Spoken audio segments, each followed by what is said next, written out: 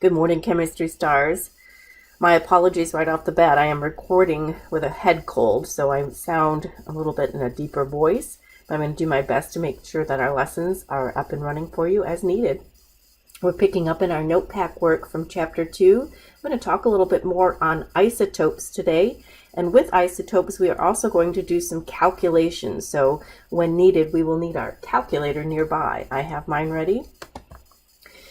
Earlier in a lesson, we defined the term isotope, and just very quickly, I'd like to write that term again. Isotopes, we know, are atoms of the same element that differ by the number of neutrons. And I'm going to write that with you onto your notepad. They are atoms of the same element that differ by the number of neutrons.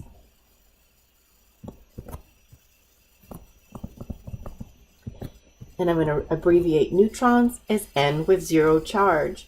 That means that these atoms have the same proton number, and because atoms are neutral, they have the same electron number, but the mass number would be different because they're varying the neutrons.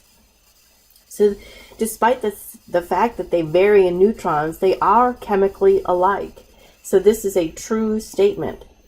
Atoms of the same element have the same protons, same electrons, same physical properties. The only thing different is the mass, and that's because they have a varying number of that subatomic particle, the neutron. Let's take, for example, a neon. Neon has 3 known isotopes.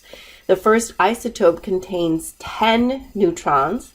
The second isotope contains 11 neutrons. And the third isotope contains 12 neutrons. From our periodic table, I can find neon over here on the right-hand side.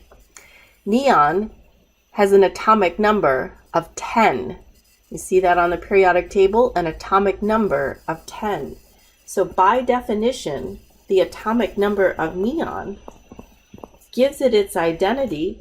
And I'm going to start my standard isotopic notation showing that neon, with its atomic number of 10, found on the periodic table, gives the atom its identity. The atomic number equals the proton number, and it also equals the electron number because atoms are indeed neutral. And standard isotopic notation has us place the atomic number as a subscript to the left of the symbol. We need a mass number as a superscript to the left of the symbol. And to remind ourselves, a mass number is defined as adding the protons and the neutrons together. A mass number is always a whole number, never a decimal point. Like you find the average of all the isotopes on the periodic table, this will be a whole number. So with that first isotope that had 10 neutrons, by definition of atomic number, we know it had 10 protons. 10 and added to 10 gives us a mass number of 20. The standard isotopic notation is 20 over 10 for neon in that first isotope. The second, of course, told us it had 11 neutral neutrons added to the 10 protons, and we come up with neon 21. And in the third example, with our 12 neutrons, still the same proton, we find 22 as the mass number we place to the left of the symbol as a superscript. We have written the standard isotopic notations into the box. Let's take that and show what would look like for a Bohr model. I'm going to extend the page in a Bohr model. So with the Bohr model, I'm simply going to place inside of the nucleus for the first isotope those 10 positive protons. I might as well do that. I'll make that a little bigger. I might as well do that all the way through because those are always the same number. We know that the first isotope has 10 neutrons, followed by 11, followed by 12.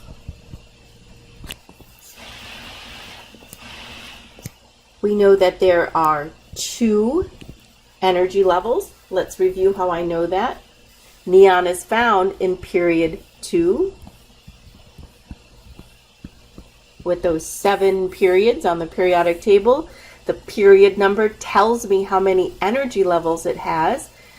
We know that the first energy level at most can hold 2 electrons, hydrogen, helium. Row 1 is full. 1, 2, 3, 4, 5, 6, 7, 8. 8 more electrons fill the second energy level, and then we're at the end of the row. So we know that that first energy level will have 2 electrons, followed by 8 more, giving a sum of 10 to match the 10 protons, creating a neutral atom. I'll just go ahead and finish that out for all of them. Notice the only difference is the number of neutrons in the nucleus. Everything else is the same for this isotope. I took care of that one above. I'm so sorry. I kind of rewrote those. So we know 20 over 10. I did it in the same box. My apologies. 21 over 10. And here we're writing 22 over 10. I did the same standard notation along with the Bohr model right in the same. Let's do it again for carbon 12 and carbon 13. And this time we're just looking for the standard isotopic symbol. So again, using my periodic table, I go to work and I find carbon. Carbon has an atomic number of 6. With an atomic number of 6, I know to place the symbol for carbon, and to the left, I am going to place its atomic number as a subscript. When I see the element followed by a dash and a number, this is the mass number that's being provided for me. So that's easy enough. I place the 12 as a superscript to the left of the symbol and a 13 to the left of the symbol here. Carbon 12 is an isotope. That's the most abundant of the isotopes of carbon. But carbon 13 also exists in nature. This would have, as we can tell, 6 neutrons. 12 minus 6 is 6. And here we would have 7 neutrons. Mass number minus atomic number. We're doing so well. I'm going to continue this lesson with lesson 3 and continue developing more on isotopes. So this video will accomplish both lessons. I remember the atomic number is the identity of the atom. It tells me the number of protons. It is always a whole number as we move from left to right on the periodic table. Hydrogen, atomic number 1. Helium, atomic number 2. Lithium, 3. Boron, 4. Or beryllium, 4. Boron is 5. And we continue reading just left to right as we see that the atomic number steadily increases by 1. The mass number is always a whole number because it's found by adding the particles inside of a nucleus, which are the protons and the neutrons. Now this is going to be a little different, even though those vocabs are so similar. When I say mass number versus atomic mass, they're two very different things. So when I average all of the isotopes of a particular element, we get a decimal point. And that's what appears on the periodic table. So we get decimals when we average all the varieties. For example, back to our periodic table, I noticed that carbon has a mass of 12.011 right here. That tells me that there's a variety of carbon atoms in nature, but clearly the most abundant would be carbon 12. But there's some carbon 13, carbon 14. Taking the average gives us that decimal point. Here we can see, trying to clean that up, lithium, 6.94 is its atomic number, difficult to read, but that gives us an average. Sodium, 22.999, magnesium, 24.3. The varieties of the different types of isotopes, when averaged, gives me this decimal point, and that's what we find on the periodic table, is the atomic mass, not the mass number. We use a unit called an atomic mass unit to measure the mass of a single proton.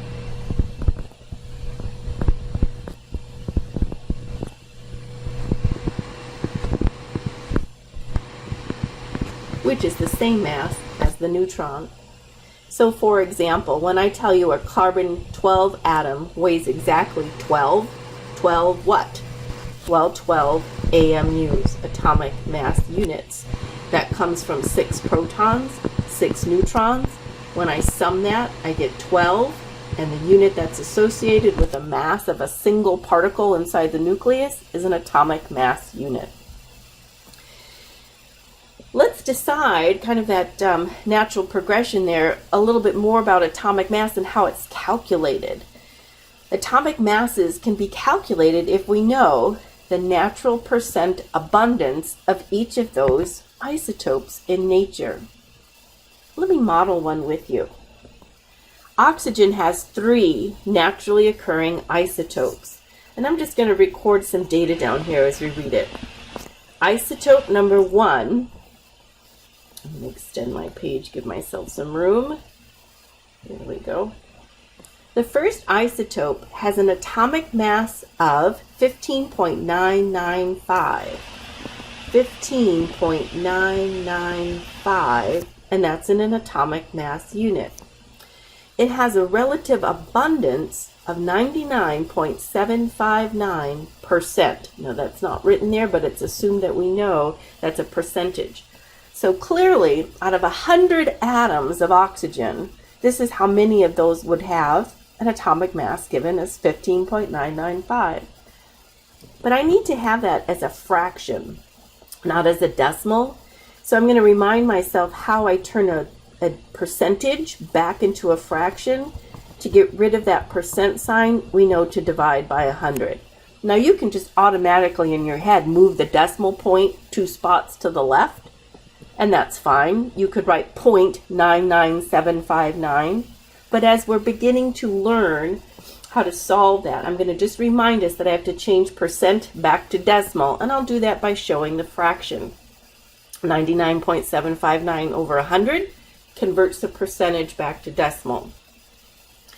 Now the second isotope, going back to our story problem, has an atomic mass of 16.995 and a relative abundance of 0.037, and that's a percent. So to get rid of the percent and return to the decimal form, I place it over 100. There's a third isotope with a mass of 17.999, and its relative abundance is given as 0.204. Getting rid of the percent sign, it's not typed, but it's assumed to be there. Getting rid of the percent means to divide by 100. To average these together, we're going to solve each one of these and sum the answer to find the average mass.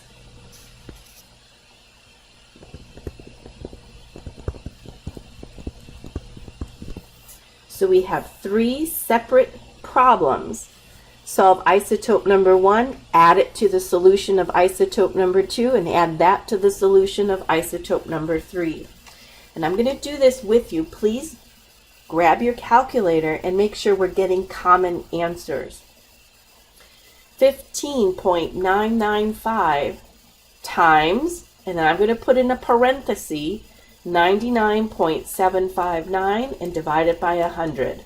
Close my parenthesis, equals.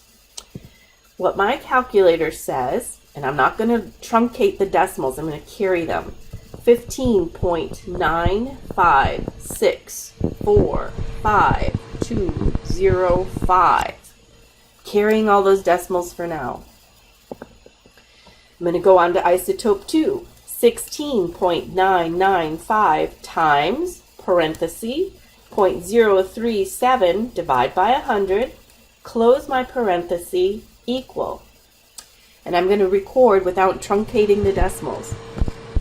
I get 0.006288815. These do have units. I can add those as we go through. I forgot those over here as well. There we That looks better to me. One more isotope, 17.999 times 0.204 over 100. Press the equal. And I'm not truncating, I'm going to carry it all. 0.036711796. To find the overall average, each contribution of the isotope to the total mass of the averages, let's add those three numbers. Now I still have this one in my screen, the last one. So I'm going to go plus 0.006288815 plus 15.95645,205. And my calculator reads 15.99945,816. Now let's consider significant digits. In the story problem, these masses were giving me 3 decimal points. I need to report my final answer with 3 decimal points. The 4th decimal is a 4, so I do not round up. I will answer this 15.999 AMUs.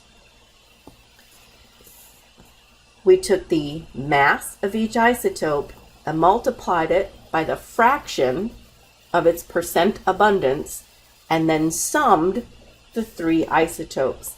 That process is used for each and every one of our problems. Should we try another? Just to be sure we get it. This one talks about carbon. Carbon has 2 isotopes. The first isotope has a mass number of 12.00.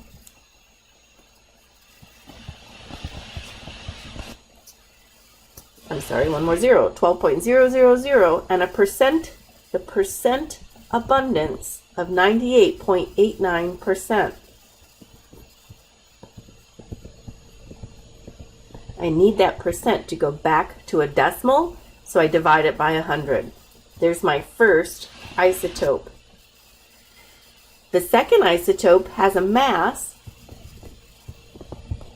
of 13.003 AMUs.